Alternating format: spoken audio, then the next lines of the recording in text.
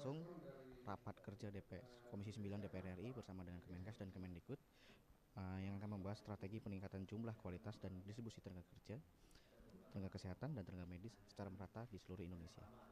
Saya Samuel Aditya dan kru bertugas, selamat menyaksikan. Semua menteri sudah paraf termasuk Pak Menko, jadi sekarang sudah ada di meja Bapak Presiden. Mudah-mudahan sebelum besok kita ada perjalanan kunjungan kerja ke Sulawesi sudah ditandatangan oleh beliau.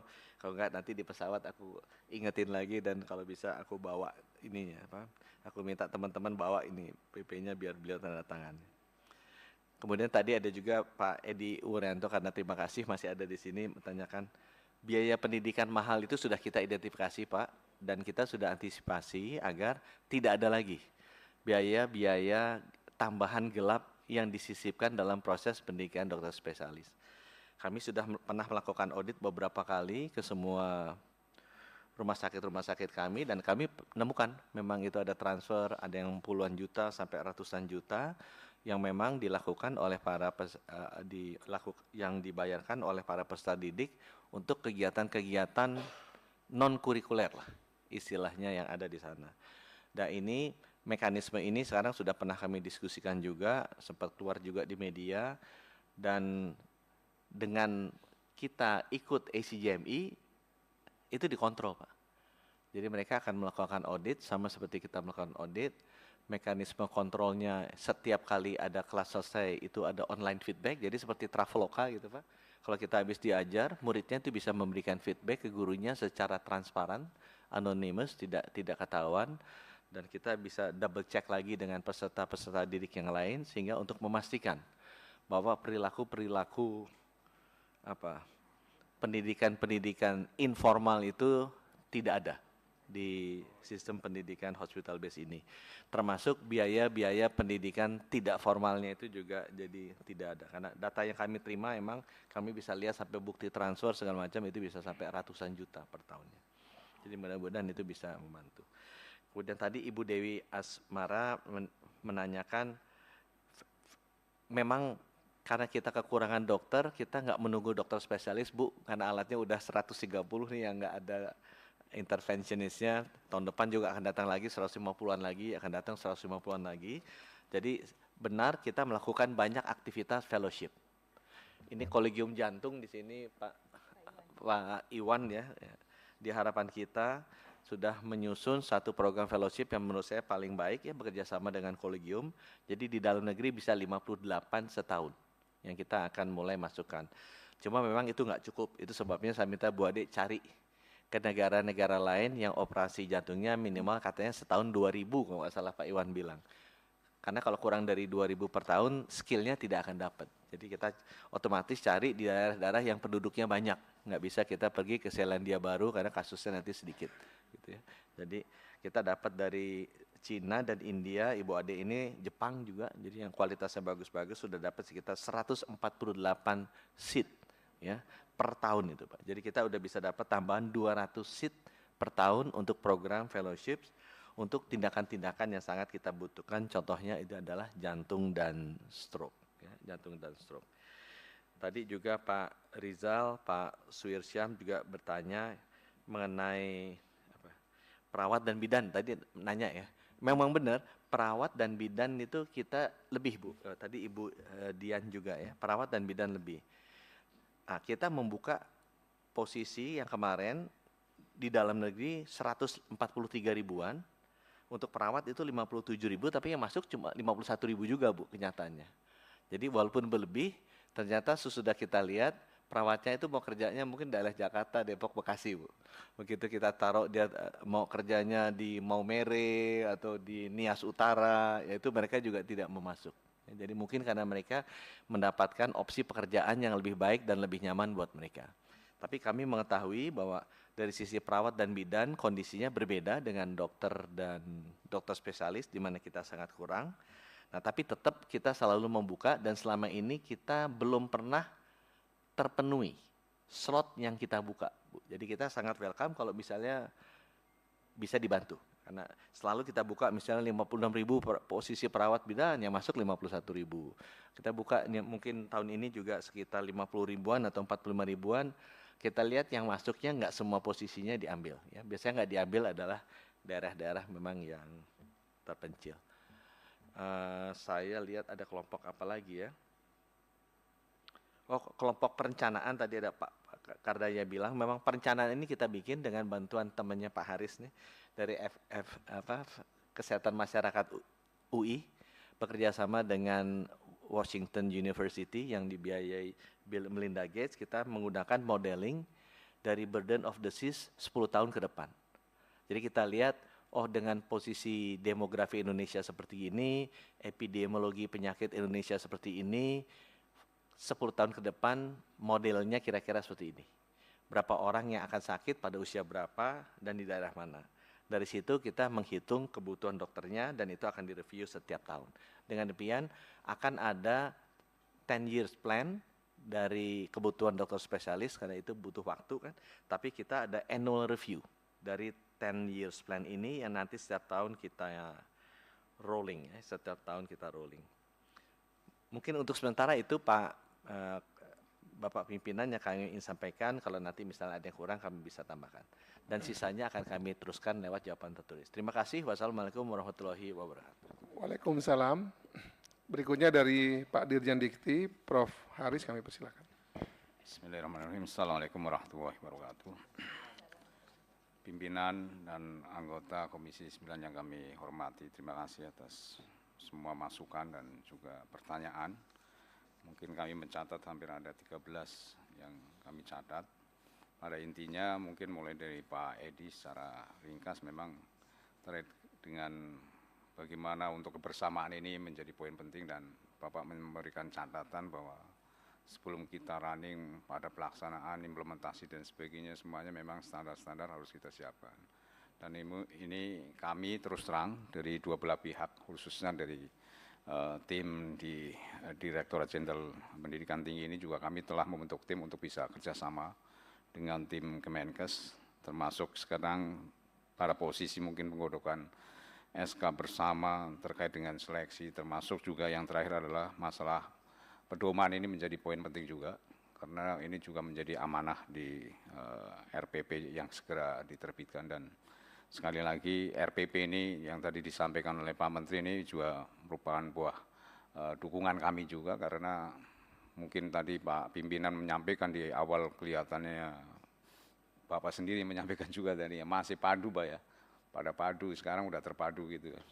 Ya artinya itu RPP jadi artinya sudah sebagai bukti kita sudah melakukan kolaborasi dan terakhir kami mendampingi Mas Menteri dengan Pak Menteri juga dengan 5 menteri dalam penetapan deal terakhir mungkin lobby terakhir dengan Pak Menkumham itu juga akhirnya bisa terlaksana. Saya melihatnya segera RPP keluar kami juga akan berusaha mengikuti. Tadi yang disampaikan dengan pertanyaan terkait dengan deadline dari Pak siapa tadi lupa Pak Riza itu juga disampaikan pada prinsipnya kami tidak memiliki deadline secara khusus karena kami kan bagian dari supporter yang harus mendukung dan bila kerja dari sama ini lebih baik, lebih cepat ya tentu akan dihasilkan lebih cepat. Kita kan kerja sama-sama bekerja, bukan salah satu kerja yang lain tinggal menyamakan itu. Itu mungkin barangkali yang juga menjadi catatan kami. Dan terus kemarin tadi juga ada catatan terkait dengan prodi yang tadi belum terakreditasi, artinya tentu kalau mungkin pemerintahan yang akan datang tadi menargetkan hampir 300 FK, saat ini kami juga terus menambah ya, sudah tercatat hampir 31. Dan tadi catatan yang dibilang belum terakreditasi itu adalah FK baru dan sebenarnya sudah memenuhi syarat minimal. Sehingga nanti dalam prosesnya nanti akan diperoleh juga akreditasi. Karena sekarang kebijakan di Kementerian Pendidikan adalah dua, yaitu antara yang terakreditasi dan tidak terakreditasi. Untuk akreditasi option pilihan yang lebih unggul dan sebagainya itu adalah pilihan sendiri dan harus membayar sendiri. Kami dari pemerintah memberikan dua opsi tersebut. Demikian pula nanti untuk 6 RSPPU yang ini juga kan kita langsung berikan izin untuk pelaksanaannya dan diberikan waktu dalam 2 tahun agar memenuhi standar minimal dari akreditasi. Ini juga terus akan kita lakukan. Kemudian juga terkait tadi yang ada informasi Poltekkes yang katanya harus ditutup dan sebagainya. Saya pikir ini ada 2 TUSI di Kemendikbud itu, kalau Poltekkes itu ada di bawah Direktorat Jenderal Pendidikan Vokasi. Dan kami yakin kami selama ini berjalan juga beriringan. Ada beberapa vokasional yang diselenggarakan oleh perguruan tinggi akademik dan juga oleh vokasi. Jadi ini nanti kami akan cek juga di lapangan, mudah-mudahan ini tidak terjadi. Dan tentu sekali lagi banyak hal-hal yang terus kita lakukan kerjasama, dan terakhir juga kami sudah menyusun, karena dari sisi pedoman ini kan tentu harus dalam prosesnya kan harus dalam bentuk Permenkes yang nanti akan tentu harus berkoordinasi dengan kami di Kementerian Pendidikan. Dan pada intinya bahwa kami terus terang untuk terus menjaga standar mutunya agar semuanya terpenuhi dengan satu standar nasional pendidikan tinggi. Karena bagaimanapun nanti dari sisi sertifikat, ijazah dan sebagainya kan dari juga perguruan tinggi, ini yang juga menjadi poin penting yang kami tekankan. Demikian mungkin dari semua, dan nanti hal-hal yang perlu dijawab secara detail akan kami berikan dalam bentuk tertulis. Terima kasih. Terima pimpinan. Assalamualaikum warahmatullahi wabarakatuh. Waalaikumsalam. Pendalaman tambahan dari Bu Dewi dan Pak Edi. Silakan dari Bu Dewi. Ya, tadi kan teman-teman anggota udah menjawab ya Pak ya. Jadi apa yang ditanya melalui pimpinan, saya minta dari Mendikti ya, Riset dan Dikti ini, ngasih jawaban jangan yang ngambang-ngambang gitu Mbak. Jangan yang cuma gambaran-gambaran.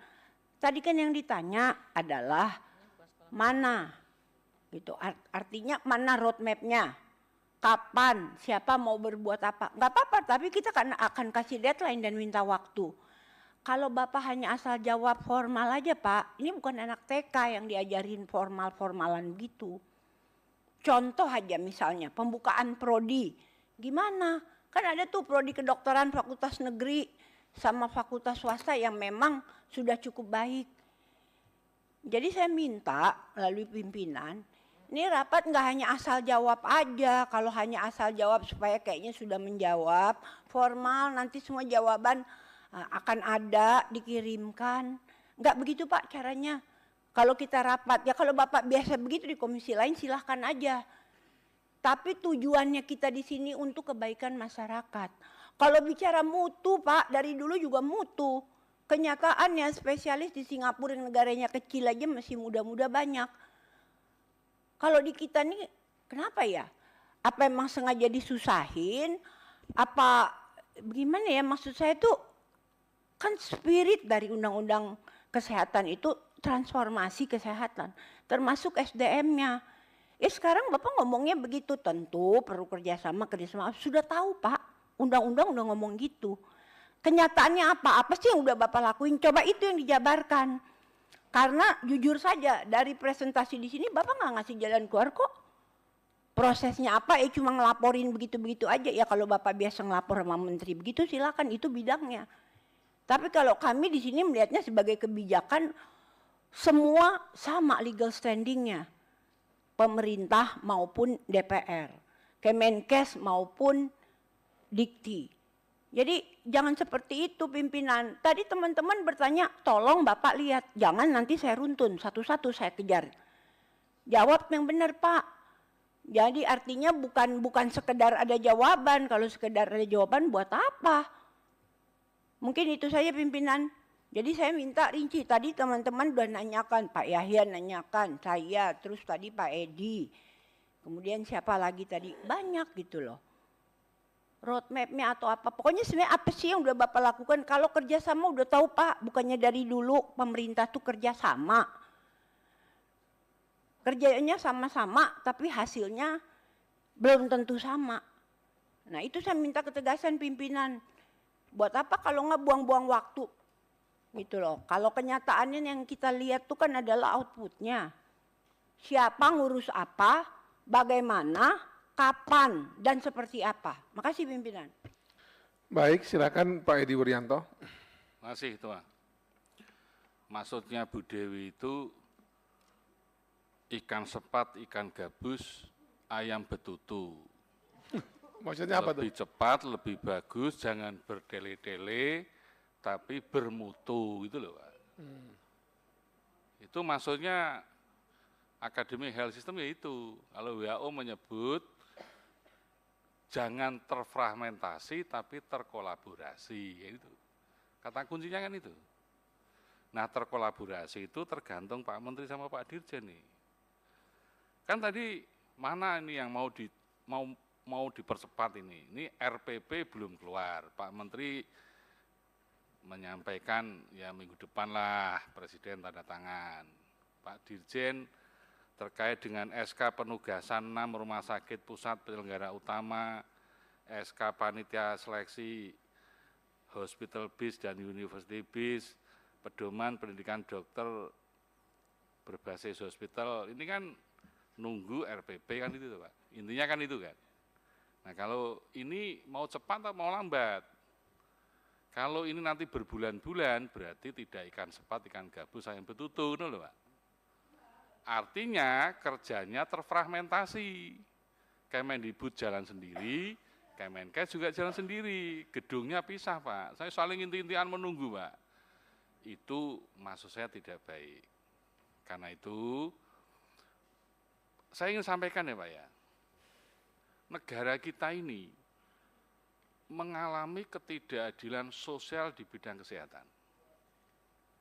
Tidak adilnya orang miskin bayar JKN, orang kaya bayar JKN, tapi yang menikmati akses layanan kesehatan itu orang kaya, Pak. Orang miskin kebanyakan tinggal di desa, di daerah-daerah perbatasan. Nggak ada dokternya, Pak. Bupati mau mendirikan rumah sakit, duit ada, tanah ada, sarana ada, teknologi ada, nggak ada dokternya. Akibatnya orang miskin harus melakukan perjalanan jauh untuk memperoleh layanan kesehatan akibat dari tidak adanya dokter spesialis. Itu bukan rahasia umum Pak, ini nggak adil. Jadi dokter spesialis itu menjadi kunci menyelesaikan ketidakadilan sosial. Nah oleh karena itu, ini butuh endos 2 menteri ini. Nah ini kan nanti kalau kerjanya terfragmentasi, kapan selesainya? Undang-undang kita sudah jelas Kak, apakah itu berbasis hospital, berbasis university, standarnya sama di college, mutunya sama, mulai input, proses, output, sama. Itu udah kita lewati semua tuh di undang-undang kesehatan itu. Oleh karena itu, ini harus ada deadline waktu Pak, biar ada langkah maju. RPP-nya segera diselesaikan, lalu 3 regulasi payung tadi biar jalan loh Pak, tidak saling mengunci nih, segera diselesaikan. Kalau kami parlemen untuk menjamin masyarakat pasti butuh deadline waktu Pak. Semua manajer lah, kalau memberikan pekerjaan pasti berprestasi atau tidak itu ukurannya waktu. Lebih cepat, lebih baik, kan itu Pak. Nah oleh karena itu Pak Dirjen, Pak Menteri, segeralah lakukan langkah-langkah strategis. Toh setiap hari ketemu tuh di rapat terbatas Presiden tuh. Kami sudah menunggu akhir tahun 2023 loh Pak sebetulnya. Ini sudah bulan Juni, 6 bulan kita kehilangan waktu lagi. Sehingga kesimpulan saya ini masih terfragmentasi ini. Meskipun masih duduk bersama. Ketua, itu kritik saya Ketua. Jadi mohon Pak Dirjen Didi dan Pak Menkes melakukan langkah cepat ini. Terima kasih. Ketua. Tambah Pak Ketua. Silakan Pak Handayani, Pak Yaya, kemudian Bu Kurniasi. Terima kasih pimpinan. Saya langsung saja, mungkin tadi sudah dijawab Pak Menteri atau belum, tapi saya mau minta jawaban dari Dirjen. Ini pendidikan spesialis di rumah sakit ini perlu naungan perguruan tinggi atau tidak? Cuma itu saja pimpinan, makasih. Baik, silakan Pak Yaya. Ya, terima kasih pimpinan. Kita sudah mendengar jawaban Pak Dirjen Dikti. tetapi apa yang saya tanyakan tadi belum dijawab. Kami ingin mendapatkan gambaran yang jelas mengenai skedulnya, supaya ada kesesuaian antara Kemendikbud, Ristekdikti dengan Kementerian Kesehatan. Kalau tidak ada kesesuaian, nanti ini bertepuk sebelah tangan ini. Padahal kesuksesan pendidikan rumah sakit berbasis rumah sakit ini, dokter spesialis berbasis rumah sakit ini adalah ditentukan oleh kedua-duanya.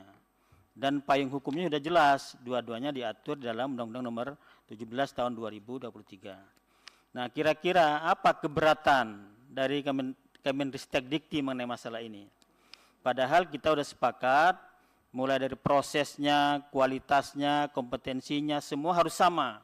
Standarnya adalah standar nasional. Kalau semua itu bisa dipenuhi, kenapa harus berlama-lama?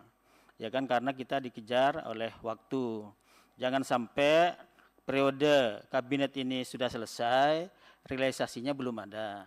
Padahal kita dikasih tenggat waktu oleh Undang-Undang Nomor 17 Tahun 2023. Nah, kami mohon pengertianlah dari Pak Dirjen Dikti ini, ya kan, agar supaya membuat deadline yang seiring dengan yang disampaikan oleh Kemenkes. Tambahan saya itu Pak Ketua, karena tadi belum dijawab Pak Ketua ya. Baik, berikutnya dari Ibu Kurniasi kami persilakan. Baik, terima kasih banyak Ketua, Pak Menteri dan Pak Dirjen. Mengikuti dari tadi ya, sebenarnya kita kalau mau flashback pada saat pembahasan Undang-Undang Kesehatan ini udah panjang kali, lebar kali, luas kali, apa semuanya nih kayaknya nih. Dan sampai mencapai pada satu titik temu yang kita semua sepakat ingin memperbaiki sama-sama gitu ya, duduk bersama, berkolaborasi, dan melepaskan ego sektoral masing-masing. Tapi hari ini saya melihat masih sangat terbaca cukup kuat adanya ego sektoral masing-masing gitu. Nah, ini yang jadi korban adalah rakyat, ya, wabil khusus di daerah-daerah yang sangat membutuhkan dan hari ini sangat menanti datangnya dokter spesialis. Pada rapat-rapat kami, khususnya rapat anggaran, kami sudah mendorong Kementerian Kesehatan dan menyetujui adanya beberapa terobosan program ya, seperti adanya pemberian insentif yang sangat memadai untuk dokter yang internis yang akan ditempatkan di daerah-daerah pelosok dan seterusnya.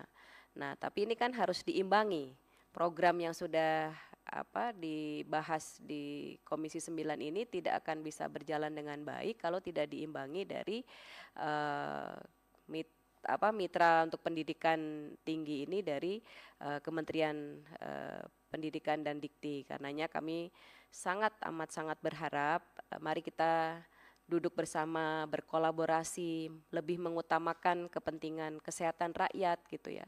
Dan juga dokter spesialis ini adalah sudah sangat mendesak kebutuhannya. Jadi mari kita tinggalkan pemikiran-pemikiran yang masih parsial dan kita berpikir secara universal bahwa hari ini Indonesia membutuhkan dokter spesialis yang sangat besar untuk especially untuk ditempatkan di daerah-daerah yang masih belum ada dokter spesialisnya. Terima kasih pimpinan. Baik, kami persilakan untuk mungkin direspon lagi oleh Pak Dirjen. Silakan. Baik, terima kasih. Mungkin terkait dengan pertanyaan Ibu Dewi ya, terkait dengan roadmap dan sebagainya. Jadi secara khusus kami pun sebenarnya sudah mengikuti apa yang menjadi alur dari implementasi Undang-Undang 17 tahun 2023 ini, termasuk bagaimana kita juga menyusun komite bersama, kita juga secara intensif melakukan pembicaraan dan terakhir minggu lalu kami juga rapat juga di Kemenkes, termasuk bagaimana yang tadi disampaikan oleh Pak Edi, bahwa semua ini juga sudah masuk dalam diskusi dan pembahasan kami Pak. Jadi begitu RPP keluar, kami kan ada dikasih due date ya, waktu sekitar 30 hari. Nah ini juga kami sekarang saat ini sudah ongoing dalam pembahasan, termasuk penetapan mungkin rumah sakit yang menjadi penyelenggara utama. Ini kan dari Kemenkes. Kalau kami hanya memberikan nanti penugasannya kepada perguruan tinggi, dan ini juga 6 perguruan tinggi pun juga sudah kita tetapkan yang masuk dalam RSPP. Dan mudah-mudahan ini simultan sebenarnya sudah kita lakukan. Jadi tadi sekaligus menjawab apa yang disampaikan oleh Rizal, jadi timeline-nya pun sebenarnya kita juga mengikuti timeline yang disampaikan oleh Kemenkes. Jadi itu mungkin yang sudah kami sampaikan juga. Kami berusaha untuk memenuhi. Dan terakhir itu kita dalam pembahasan pedoman, karena pedoman ini juga sangat penting. Gitu. Kalau terkait roadmap, Ibu, mungkin perlu kami sampaikan juga ya. Jadi terus terang untuk pengembangan dokter spesialis ini, kami juga terus mendorong pada PTN-PTNBH untuk terus membuka prodi-prodi subspesialis khususnya. Dan ini sampai saat ini terakhir semenjak dibukanya moratorium, kita juga saat ini sudah membuka hampir 31. Ini yang sudah tercatat di kami. Proses yang lain 4 ini juga dalam proses. Dan ini yang terus juga kami akan dorong bagaimana untuk bisa menyelaraskan akan kebutuhan dari tenaga medis dan tenaga kesehatan yang dibutuhkan oleh Kemenkes. Jadi kemudian terkait dengan apakah tadi hospital base ini juga di bawah naungan, sebenarnya bukan istilahnya bukan naungan, Pak, tapi lebih kita ada kerjasama. Karena penyelenggaraan rumah sakit ada otoritasnya di Kemenkes. Satu sisi karena kita yang punya otoritas di bidang pendidikan tinggi, sehingga harus mendapat semacam persetujuan, dan ini tentu ada komunikasi. Dan ini semuanya sudah dilaksanakan, termasuk terakhir tadi yang saya singgung, RPP pun terakhir banyak poin-poin yang di awal banyak dim yang akhirnya bisa terselesaikan juga. Itu barangkali yang bisa mungkin, kalau dari sisi keberatan Pak, terus terang kita juga tidak ada keberatan secara khusus ya. Artinya semuanya kami memahami bahwa ini juga kebutuhan nasional. Satu sisi memang kita coba untuk mendasarkan pada standar nasional pendidikan tinggi. Itu aja, jadi kita sama-sama mencari titik temu. Mudah-mudahan saya pikir ini sekarang bahkan terakhir semenjak saya bergabung di sini, ini kan saya bergabung baru 3 bulan. Ini semuanya sudah berjalan. Di awal saya, minggu pertama pun saya sudah harus memutuskan yang terkait dengan RPP. Karena tadinya masih ada ganjalan kuat, akhirnya saya bilang, teman-teman bahwa ini semua adalah demi bangsa dan negara, sehingga kita bisa lakukan. Ini mungkin apa yang bisa kami sampaikan, mudah-mudahan bisa memberikan penjelasan. Kami terus akan berusaha untuk catch up dengan apa yang menjadi poin-poin ini. Mudah-mudahan semuanya bisa berjalan, dan terakhir itu nanti penunjukan ini juga SK sedang dalam proses ya, untuk penetapan perguruan tinggi, penugasan istilahnya. Demikian Pak Pimpinan. Bagaimana ke Pak Menkes, mungkin ada tambahan lagi? Interupsi pimpinan. Oh, silakan. Ya, mungkin dari tadi jawaban dari Dikti yang saya lihat adalah masih ada keinginan Dikti yang memegang terus begitu ya Pak ya. Padahal ini udah perintah dari Undang-Undang Nomor 17 Tahun 2023. Jadi saya tuh sebetulnya dari apapun yang kita lihat dari kemarin kita bicara tentang GGL dan lain-lain, sepertinya ada ego sektoral gitu di antara pemerintah ini. Sok atuh Bapak dulu. Ego sektoral di antara pemerintah yang masih menghitung untung rugi, kewenangan yang berkurang begitu ya. Tapi kalau kita lihat, kalau misalkan alasannya nih Pak, kalau di rumah sakit itu nanti kualitasnya tidak terjamin, yang kita tahu bahwa banyak profesor dokter yang tadi yang mengajar juga di universitas-universitas begitu yang ada di rumah sakit ini Pak. Artinya mereka mempunyai tutor yang memang mengajar di universitas gitu, tetapi ini langsung di rumah sakit. Mungkin tujuan kita kan ingin penyebaran dokter ini menjadi lebih luas lagi.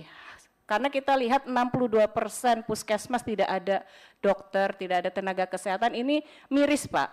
Gitu, Indonesia sebesar ini, tetapi kita masih sangat kekurangan dokter, sehingga kita dianggap oleh negara lain mungkin tidak negara yang pendidikannya rendah begitu ya, dikarenakan sulit sekali mencari tenaga terdidik untuk kesehatan ini.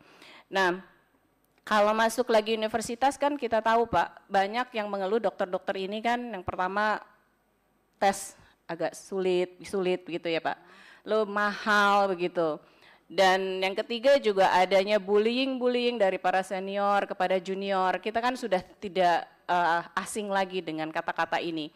Nah, kalau dikatakan bahwa tadi katanya kualitas, ya bisa saja nanti pada saat akhir daripada di rumah sakit itu diadakan ujian persamaan Pak, gitu. Jadi bisa diselaraskan oleh dikti.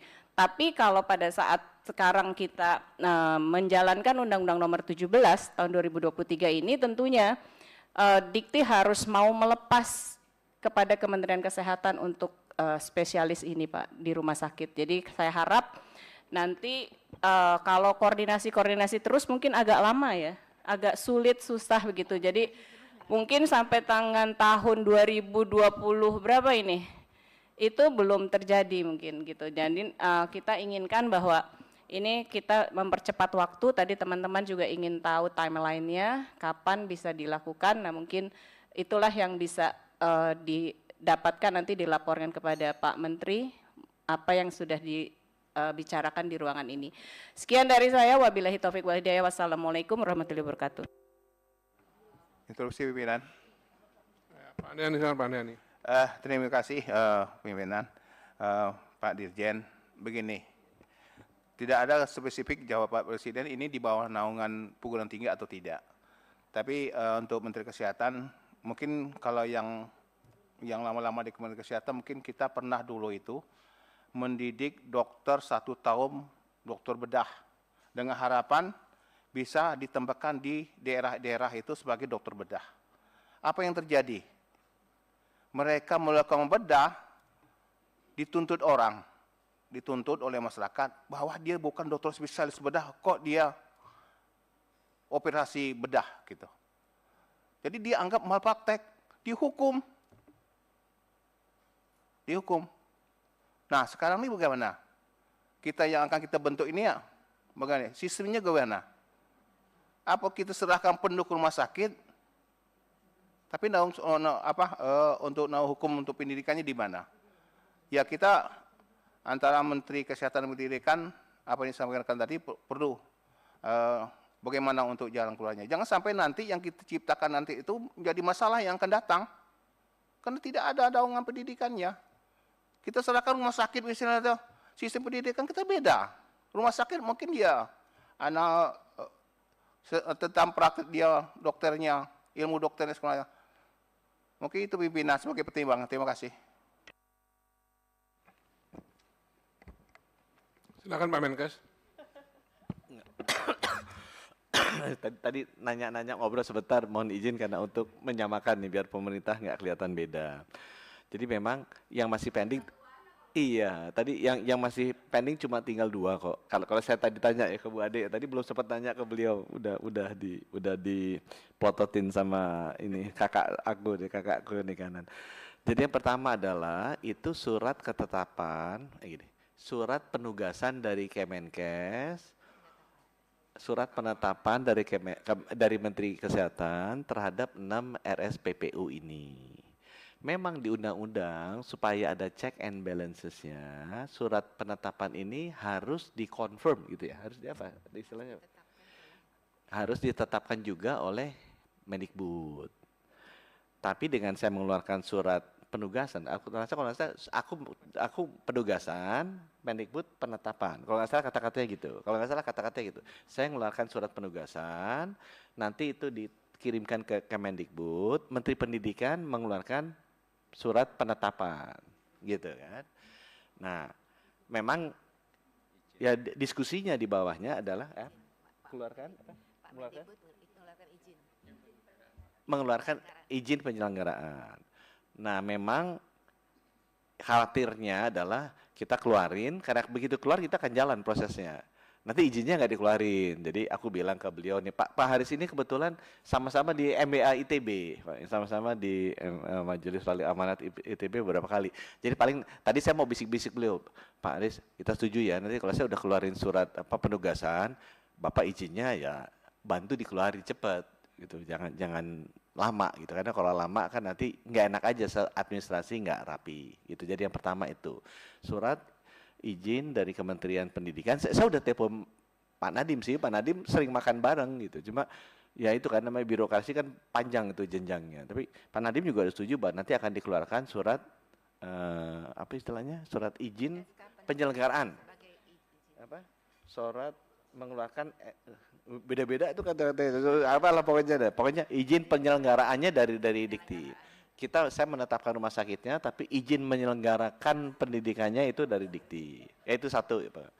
Kemudian yang kedua, yang masih agak contentious adalah di undang-undang memang di PP kita mau agar standarnya sama, seleksinya tuh ada panitia bersama. Nah panitia bersama ini biasa rebut-rebutan siapa yang mau jadi ketua gitu kan. Ya jadi saya sebenarnya mau usul tadi Bu, ini tadi saya mau ngomong tuh mau usul. Ya udah, ini kan ada panitia bersama. Ada seleksi yang university based. Ada seleksi yang hospital based. Ini biar adil. Saya mau usul lagi nih. Yang seleksi university based ini satu tim nih. Cuma kan boleh dong ada satu tim yang university based, karena pasti prosedurnya bukan prosedurnya. Prosesnya akan sedikit berbeda sama kita gitu. Yang university based, ketuanya Dikti, wakil ketuanya kita.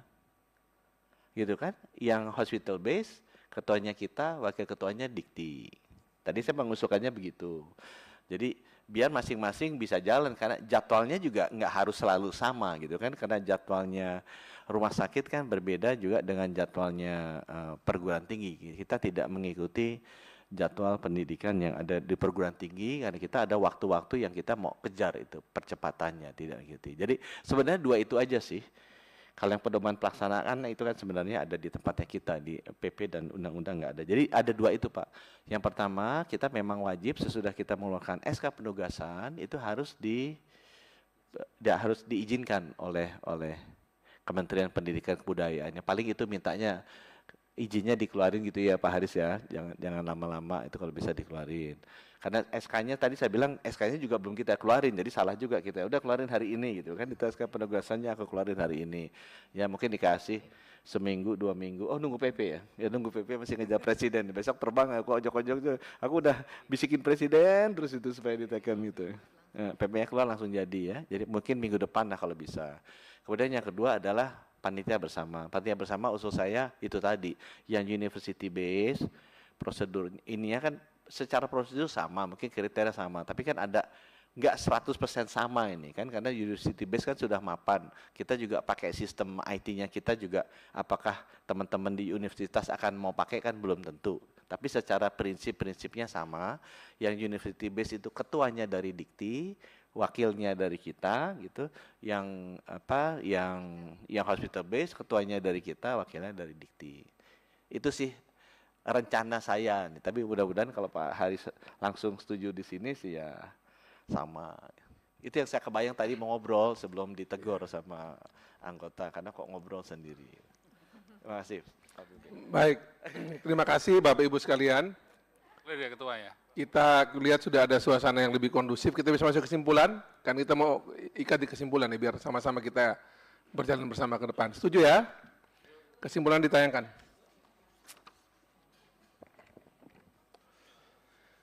Draft kesimpulan rapat kerja Komisi 9 DPR RI dengan Menteri Kesehatan RI dan Menteri Pendidikan, Kebudayaan, Riset dan Teknologi Republik Indonesia yang diwakili oleh Dirjen Dikti. Ini masih di kami dulu ya, Komisi 9 dulu ya. 1, Komisi 9 DPR RI mendesak Kementerian Kesehatan RI bersama dengan Kementerian Pendidikan, Kebudayaan, Riset dan Teknologi RI melakukan percepatan penyelesaian seluruh regulasi untuk melaksanakan pendidikan dokter spesialis berbasis rumah sakit, hospital base, paling lambat akhir Juli 2024, khususnya A, penugasan 6 rumah sakit. Ini yang tadi Pak Menkes maksudkan. Penugasan 6 rumah sakit pendidikan penyelenggara utama RSPPU berlaku selama 2 tahun sampai mencapai akreditasi. B. Penerbitan surat keputusan bersama panitia seleksi penyelenggaraan pendidikan dokter spesialis berbasis universitas, university base, dan berbasis rumah sakit, hospital base. Dan C. Penerbitan pedoman penyelenggaraan pendidikan dokter spesialis berbasis rumah sakit. Bisa disetujui poin 1? Oke, ke poin 2. Komisi 9 DPR RI mendesak Kementerian Kesehatan RI bersama dengan Kementerian Pendidikan, Kebudayaan, Riset dan Teknologi RI agar melakukan percepatan penyelesaian peta jalan kebutuhan dan pemenuhan dokter spesialis dan subspesialis melalui jalur pendidikan dokter spesialis berbasis universitas, university based, dan berbasis rumah sakit, hospital based, sesuai dengan prioritas nasional. Setuju? Teman-teman setuju semua ya, Komisi 9 ya? Oke, poin 3.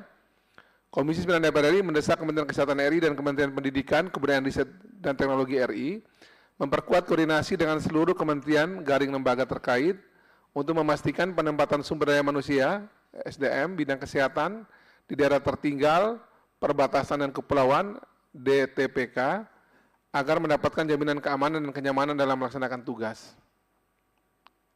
Pak Ketua, Setuju? saya nambahkan Pak Ketua. Silakan. Barangkali perlu ditambah unsur Pemda di situ Pak Ketua. Ya. Selain kementerian lembaga dan pemerintah daerah. Ya. Usul saya Pak Ketua. Ya. Oke.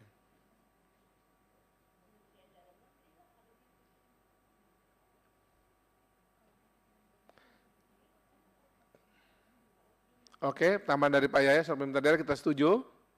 Tambahin Kementerian Dalam Negeri kalau menyebut Pemda biasanya. Kalau Kementerian Dalam Negeri tadi maksudnya sudah di seluruh kementerian lembaga terkait. Itu Kemendagri di situ. Pak Yaya menambahkan kata Pemda karena biar juga memastikan Pemda juga bisa dilibatkan dengan lebih kuat di sini. Bisa diterima?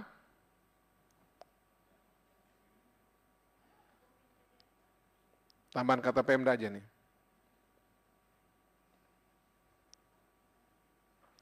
Oke.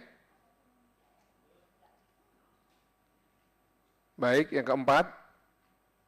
Komisi 9 DPR RI mendesak Kementerian Kesehatan RI bersama dengan Kementerian Pendidikan, Kebudayaan, Riset dan Teknologi RI memprioritaskan pemenuhan mutu, akreditasi, standar dan kualitas di seluruh prodi pendidikan dokter spesialis berbasis universitas, university based, dan berbasis rumah sakit, hospital based. Setuju? Nomor 5.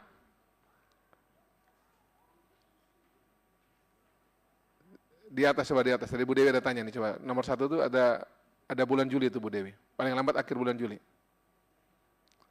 Nomor 5. Pimpinan. Ya. Itu kan timelinenya bulan Juli. Tercapai atau tidaknya tentu bukan cuma ngasih aja kayak jawaban. Yaitu kembali kita mengadakan rapat kerja. Jadi sama-sama jelas. Karena kan semua akan berganti, ini kan transisi pemerintahan. Kalau cuma bilang akhir Juli, ya kirim aja pakai pos. Nanti kita undang lagi Bu Dewi. Iya, makanya. Tapi kalau ini udah dimuat, dan istilahnya untuk sama-sama melaporkan, atau apalah kalau nggak mau melaporkan, apapun perkataannya, harus jelas. Karena sulit mengumpulkan dua institusi ini. Baik, nanti kita undang lagi, berarti nanti habis bulan Juli ini, kita kan masih reses ya. Nanti habis reses, habis kita dengar pidato Presiden, habis kita 17 Agustus di IKN, rencananya kan IKN ya, Pak Aco ya. Sebagai alumni Lemhanas kan. Jadi nanti kita rapat lagi bulan Agustus setelah habis. Tidurnya dikit ya. Kalau Pak Menteri kan tidurnya enak kalau IKN. Kami belum jelas juga nih tidur di mana nih. Kantor juga belum ada nih ke DPR. Oke, nanti yang pesan Bu Dewi kita akan undang lagi rapat habis ini ya, habis reses ya. Yang terakhir nomor 5.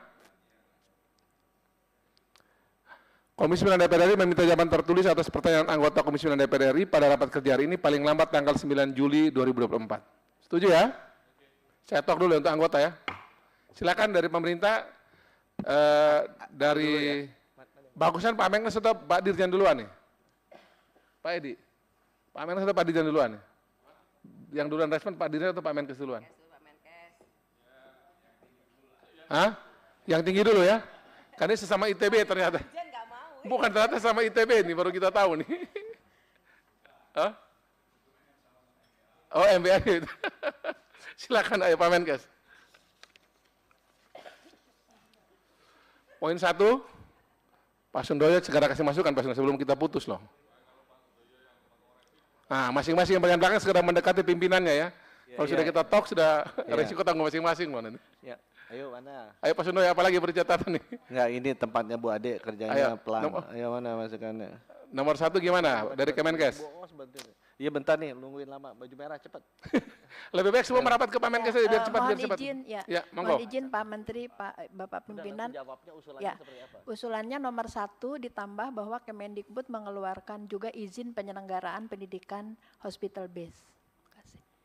Di mana poinnya tuh? Di nomor 1. Setelah akreditasi ya?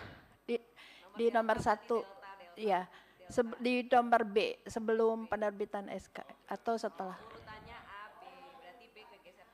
Ya, atau di D nggak apa-apa Pak. Udah di B, udah B. Di D, di dalam D. Jadi B adalah penerbitan apa? Izin penyelenggaraan pendidikan. Jangan biar sama dengan atas Pak, biar bahasanya sama. Penerbitan, bukan izin, penerbitan. Penerbitan. Izin penyelenggaraan pendidikan. Penerbitan izin penyelenggaraan pendidikan. Pendidikan hospital base. RSPPU. Dokter spesialis di RSPPU. Udah Bu Dirjen ya. Izin Pak Menteri. Sebentar. Yang 1 sudah ya, sudah nggak ada perubahan lagi nih, biar kita ini nih. Ya, penerbitan izin penyelenggaraan pendidikan dokter spesialis berbasis rumah sakit. Oke. Udah gini aja, kalau katanya teman-teman di pendidikan 1, jadi itu B sama A digabung. Jadi B, koma itu B-nya dihilangin Pak, di-delete, klik. Enggak, Pak Menteri izin Pak. Menurut saya sih enggak ya. Penugasan 6 rumah sakit oleh Menteri Kesehatan yang atas, yang bawah penerbitan izin oleh Menteri Pendidikan. Jadi jelas bahwa ini kan awalnya kan Pak Menteri menetapkan penugasannya oleh Menkes ya? Iya. Kemudian Menkes mengajukan kepada Kemendikbud. Nah, setelah itu Kemendikbud, Pak Menteri Mendikbud akan memberikan menerbitkan izin untuk melaksanakan RSPPU. Seperti itu, Pak.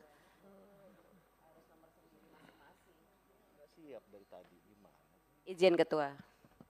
Oke, jadi silakan. ini kan kalimat pertamanya itu Komisi 9 DPR RI mendesak Kementerian Kesehatan bersama dengan, nah ini yang dikerjain dua-dua, bersama keduanya. Makanya ketika A itu wewenangnya hanya di Kemenkes, berarti nanti perlu ada masing-masing. Komisi 9 DPR RI mendesak Kementerian Kesehatan untuk apa, Komisi 9 DPR untuk mendesak Kementerian, tapi kita mendorong ya mungkin ya, karena saya setuju, saya jadi 1 aja Bu, biar pemerintahan jadi 1. Oh, ya jadi udah. mau di A sampai B atau akreditasi dan penerbitan izin penyelenggaraan itu kan jadi 1 paket soalnya. Itu jadi 1 paket. Itu 1 paket Bu. Ya, berarti dijadikan 1. Nah gitu. Jadi itu tugasnya pemerintah lah itu kan. Oke ya.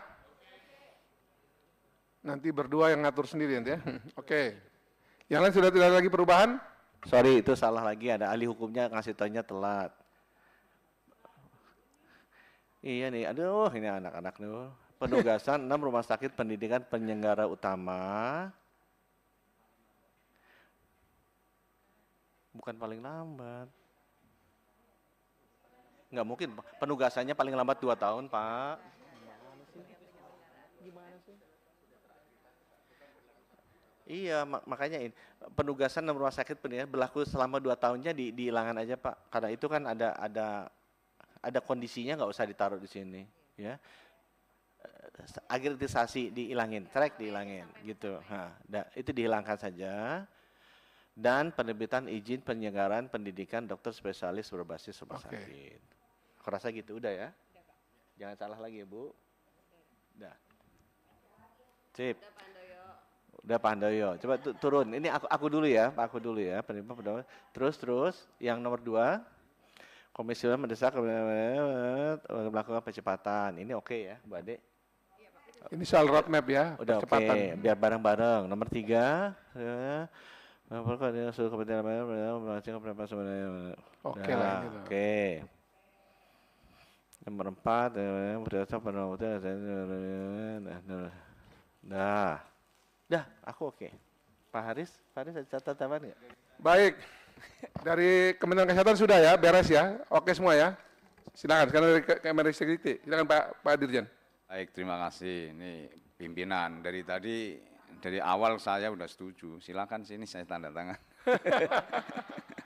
Cuma kami menetapkan satu, karena ini kebersamaan, ini kan sudah jelas juga di poin 1B ini adalah panitia kami harap juga SK-nya cukup satu aja, nggak perlu SK masing-masing. Tunjukkanlah kalau kita itu satu gitu. Amin. Terima kasih. Baik, memang Dirjen Dikti tadi bilang bahwa baru masuk 3 bulan kan agak beda memang kita suasana diskusi. Kalau dulu Pak Dirjen yang jadi pas kita rapat RUU Kesehatan kayaknya cepat Pak. Jadi Pak Ketua, kalau di pemerintah harus satu warna, yang berwarna-warna di sini aja Pak. Oke, kita sudah sepakat ya? Sepakat ya?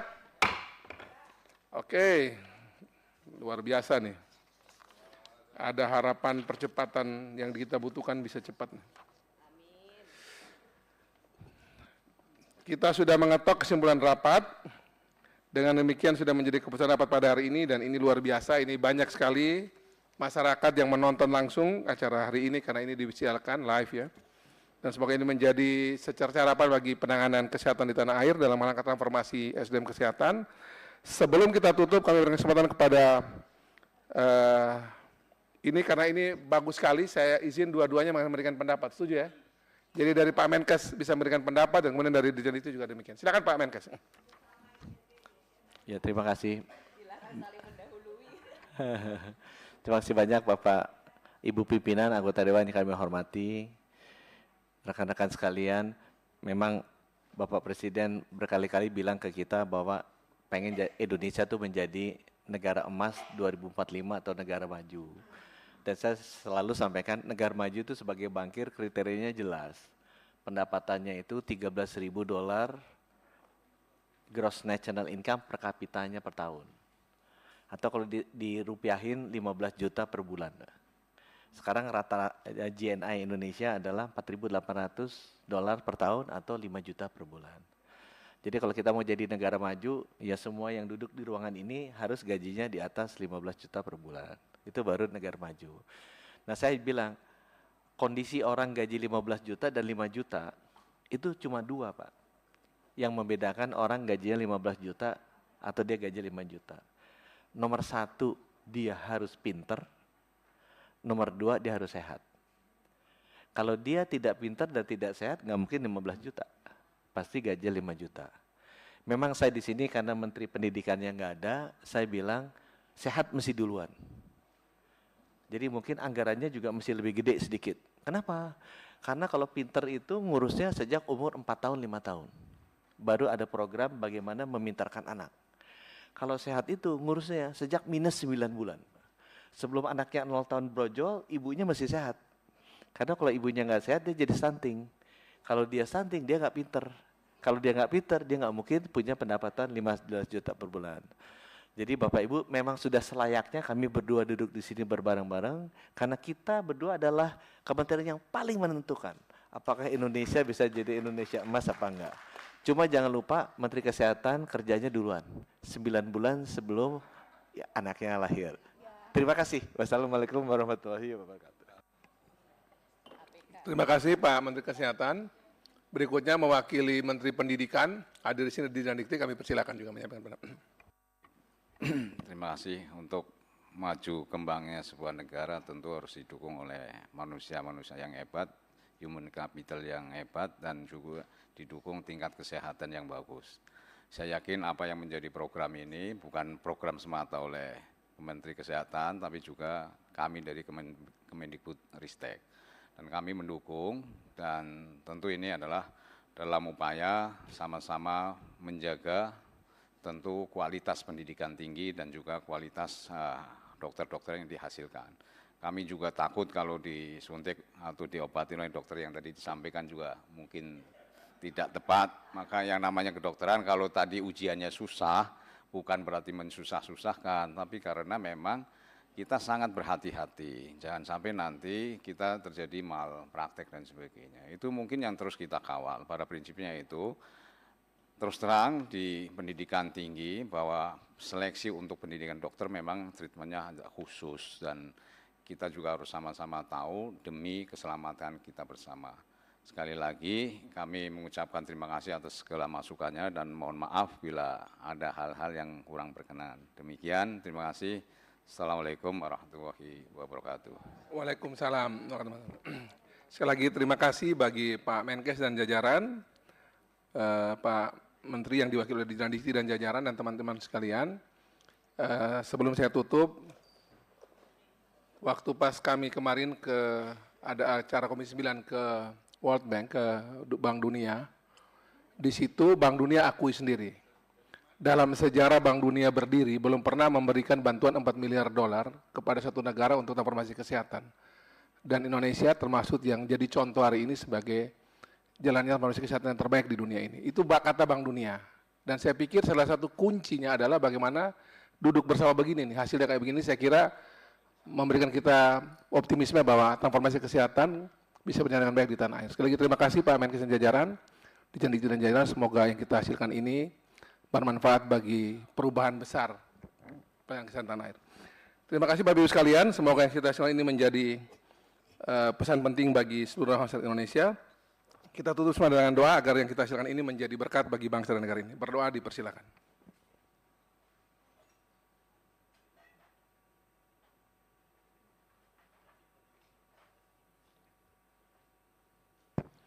Berdoa selesai dengan mengucapkan syukur alhamdulillah, puji Tuhan, rapat saya tutup. Wassalamualaikum warahmatullahi wabarakatuh. Shalom, salve, om, santi, santi, santi, om, namo buddhaya. Salam sehat bagi kita semua dan Indonesia pintar, Indonesia sehat, Indonesia hebat. Selamat sore. Baik pemirsa, tadi sudah kita saksikan rapat kerja Komisi 9 bersama Kementerian Kesehatan dan Mendikbudristek. Terdapat beberapa poin yang dapat saya tarik, diantaranya Komisi 9 mendorong Kemenkes untuk melakukan percepatan penyelesaian seluruh regulasi program pendidikan dokter spesialis berbasis rumah sakit dan universitas. Dan Kemendikbudristek untuk menyusun pembaruan standar nasional pendidikan kedokteran serta penyelenggaraan pendidikan dokter spesialis yang diselaraskan dengan Permendikbud nomor 53 tahun 2023 tentang penjaminan mutu pendidikan tinggi.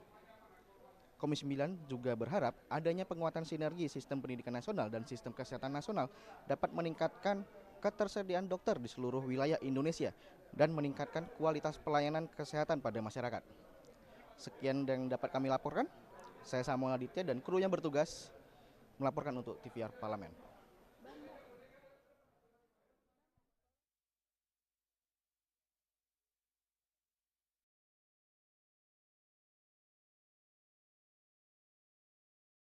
Selamat datang di Biro Pemberitaan Parlemen. Anda memasuki kawasan zona integritas menuju wilayah